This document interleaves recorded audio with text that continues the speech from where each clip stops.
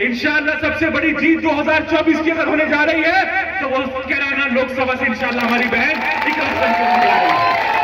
आप लोग। हमारे साथ अक्सर यही हुआ है कि जिस पार्टी में गए हैं एंड टाइम पे हमारे साथ धोखा ही होता है। ये चुनाव उन फिरका परस्त ताकतों से लड़ने का चुनाव है जो समाज को हिंदू और मुसलमान में बांटने का काम करती है।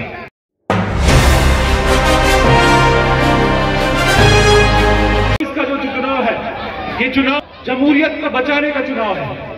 ये चुनाव उन फिरका परस्त ताकतों से लड़ने का चुनाव है जो समाज को हिंदू और मुसलमान में बांटने का काम करती है।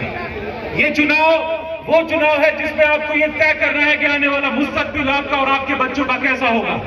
अगर आप चाहते हैं कि आपके बच्चे और आप एक भाईचारे के एनवायरमेंट में रहें, एक उस अच्छे वातावरण में रहें और आपका देश तरक्की करे, तो आज इस चीज की जरूरत बन जाती है कि हम ऐसे कैंडिडेट को सपोर्ट करें जो समाज के सभी वर्गों को भाईचारे को बढ़ावा देने का काम करते हैं। मुझे भी बहुत ऑफर हुए थे, बहुजन समाज पार्टी से मुझे भी ऑफर दिया गया था कि जाहिर खान आ जाइए, आपको हम यहां से लड़ाने का काम करेंगे।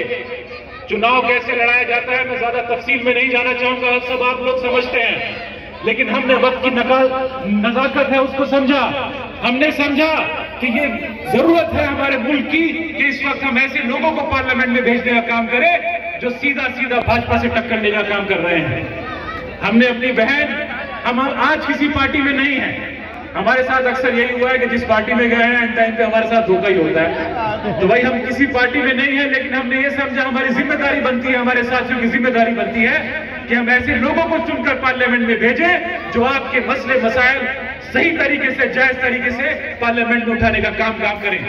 हमारी बहन पढ़ी लिखी है, हमारे जो विधायक साहब यहाँ बैठे हैं, इनके ऊपर, इनकी बातों के ऊपर मैं इस मंच के माध्यम से भाजपा सरकार को कहना चाहता हूं कि किस प्रकार से आप जो चुने हुए जनप्रतिनिधि हैं उनको आप उनका उत्पीड़न करने का काम कर रहे हैं, ये जनता आपको माफ नहीं करेगी। और आप देखेंगे इस चुनाव में इंशाअल्लाह सबसे बड़ी जीत 2024 की अगर होने जा रही है तो वो कैराना लोकसभा से इंशाअल्लाह हमारी बहन मैं आप लोगों से कहना चाहता हूं, खासतौर से अपने नौजवान जो मेरे साथी हैं उनसे मुखातिब होकर कहना चाहता हूं और आपके लिए एक शेर कहना चाहूंगा सबसे पहले कि ओका बीरू जब बेदार होती है जवानों में, ओका बीरू जब बेदार होती है जवानों में, मंजिल नजर आती है उन्हें आसमानों में। नहीं है तेरा नशीबन, नहीं है तेरा नशीबन कसरे सुल्तानी के गुंबद पर, तू शाही है बसे रखकर पहाड़ों की चट्टानों में।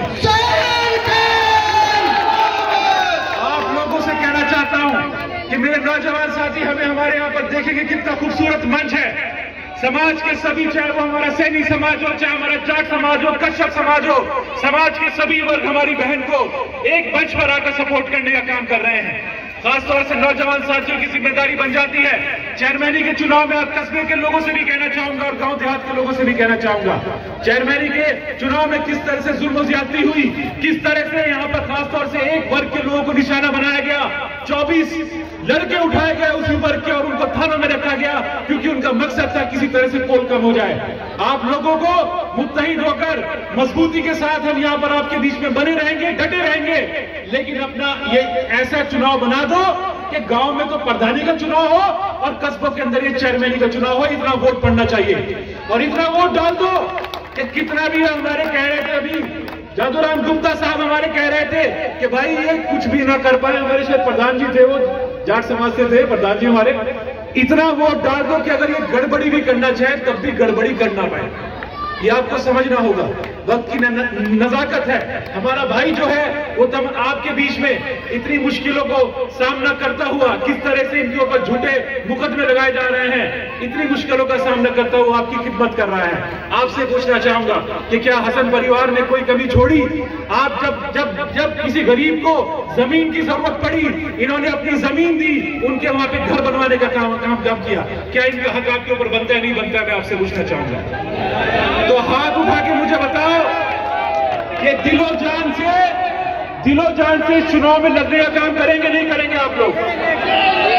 तो अभी से सबके सब इकट्ठे हो जाओ और इंशाअल्लाह ये आपकी बहुत शानदार जीत होगी और हमारी बहन पार्लियामेंट में पहुंचने का काम करेगी। और जब वो ऐवान पार्लियामेंट में जाएगी तो इस चीज की मैं आपको गारंटी देता हूं कि वो आपके मसले मसाइल को उठाएगी। और इंशाल्लाह जितना भी जो जुल्म ज्यादती हो रही है, जब तक आपके नुमाइंदे पार्लियामेंट में नहीं जाएंगे वो आपकी आवाज नहीं उठा पाएंगे।